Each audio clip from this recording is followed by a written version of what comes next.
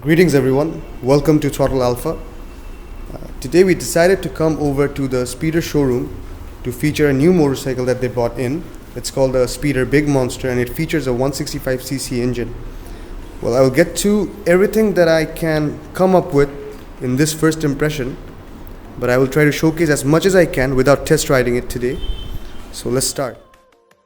So firstly I would like to start off with the design for this motorcycle.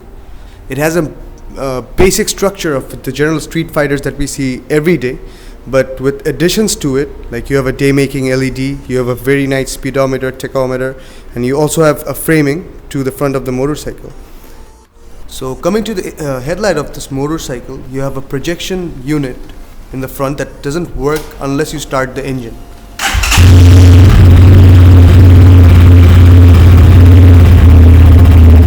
And the LED portion that you can see here is, you can turn it on anytime you want, but the projection unit out there would only start if you start the motorcycle. So I think it's a good initiative as a whole, because it's going to save a lot of power. Like you can ride around with the daymakers on while the projection's off. The bike features a very futuristic LED tail light. I like the tail light finish of the motorcycle, but I didn't really quite appreciate the overall headlight finish. Though I like the way the headline looks, the design's quite good, but I can see the materials inside. I'm not very satisfied with what this has, but it is what it is. Oh, the braking light is different, and once you turn the headlight on, there's a different parking LED picture. Can you turn the parking light on? This is what I was talking about. Let the brake go. You have a parking light that's different than other than the brake lights. Then you have a white number plate LED light over here. It's a good thing that they've added a few small details to the motorcycle.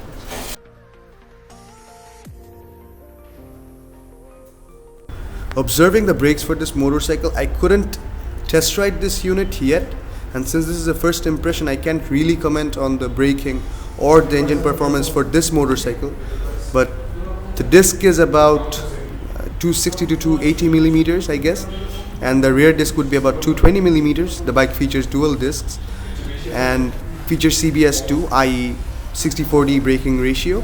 So I can really comment on the braking once I'm done with the test ride.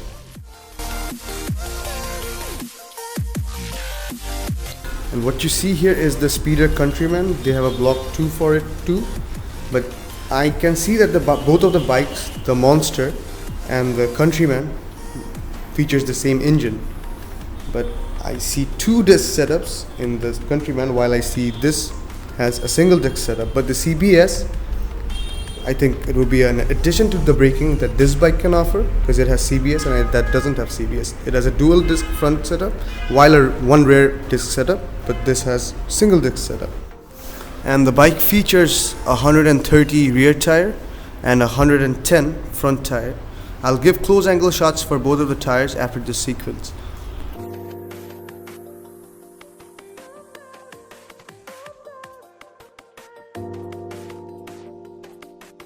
I can't really see the monoshock that's involved with the motorcycle, but there's a monoshock unit involved here.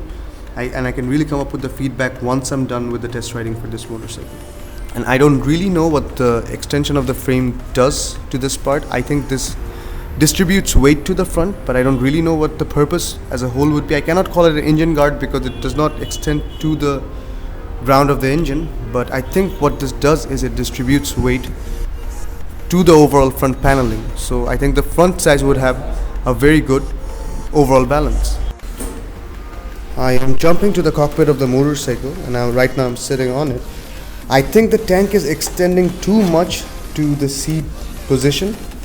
I mean, it's very cut out to the front of the seat, but I think the handlebar is positioned in such a way that it's going to be a very comfortable bike to ride in the context of the handlebar. For the day-to-day street fighting, I think it's going to be a very good choice. But the tank is extending too much to the front, and I have no space to lean myself backwards. So I think in off-road or in jerky situations, the tank might be an issue while riding it. And now coming to what the speedometer has to offer, you have a very attractive speed gauge here, And once you start the motorcycle, you have the gear indicator popping up right here. You have a clock, you have an auto counter, fuel indicator, and that's about it. And I think you have the engine or the temperature bars indicators down here.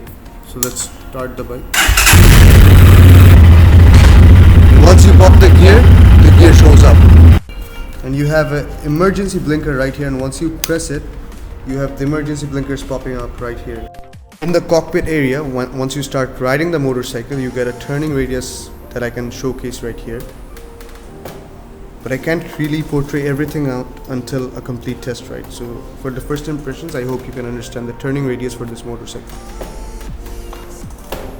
And as I was talking about the tank extension, I think the tank extends too much to the seat. While the tanks give an aggressive finish when you are looking at the bike from the front, but once you go sideways and once you're looking from the behind, the seat does not catch up to the height of the tank. So the looks are a bit disintegrated without the seat cowl. But once you put the seat cowl back to its place, the bike looks very good. And the bike features a 12-liter tank.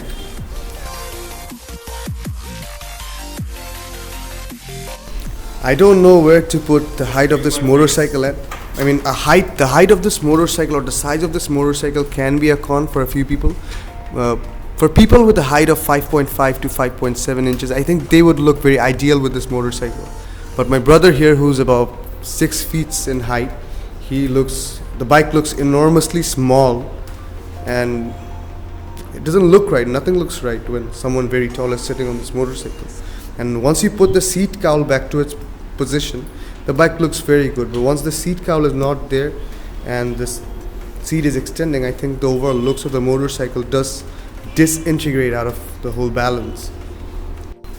I think for the overall design, I think the bike would be very ideal for short riders like me, and I can showcase how a person with the height of myself of about 5.6 to 5.7 inches would look in the motorcycle.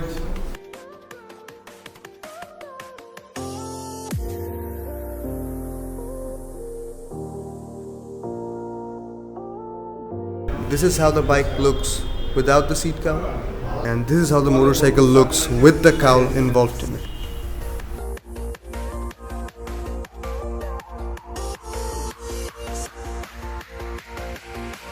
Now coming to the engine for this motorcycle, the bike features a 165cc fuel injected motor. Well, I would have loved the addition of liquid cooling in this unit, but they added oil cooling to it. So it is what it is. And coming to engine numbers, the engine features around 15 horsepower and at about 8,000 RPMs, and about 50 Newton meters at about 6,000 RPMs.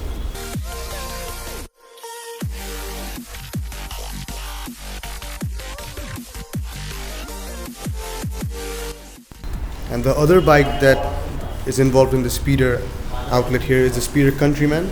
This features the same 165cc engine as the Speeder Monster. The same oil-cooled engine, 6-speed, and it's a cafe racer profile motorcycle. There are multiple color variants for this bike. There's a silver on the block 2, the newer model. I think they made a few minor upgrades than the previous model that's involved there.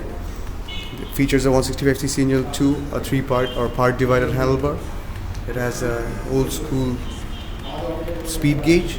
You have your mirrors to the side of the handle position. I think it's a more aggressive profile bike in context to the Monster.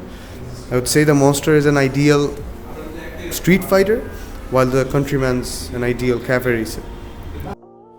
And coming to body material, the Countryman featured a steel tank with other steel framings and layouts, while the Monster features carbon/plastic finish, a plastic layout. So I call it the basic difference is this is a street fighter and that's a cafe racer, but both of them have an aggressive profile. But in terms of build, I think I'll go for, my personal opinion would be on the Countryman. So putting everything together, let's hear how this motorcycle sounds. The best part of the bike, of course.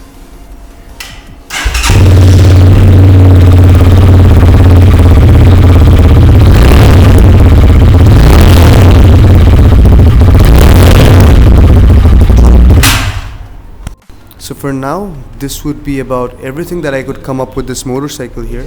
I can't really completely put everything up because I couldn't take it out for a test run, I can't comment about the engine, neither the mileage, neither how the tires behave or the suspension quality. But for now, it looks okay to me. I mean, there's nothing I can complain about other than the few minor problems that this bike had. So thank you for watching this video. We'll come up with another video very soon. Till then, take care, ride safe, and always wear a helmet.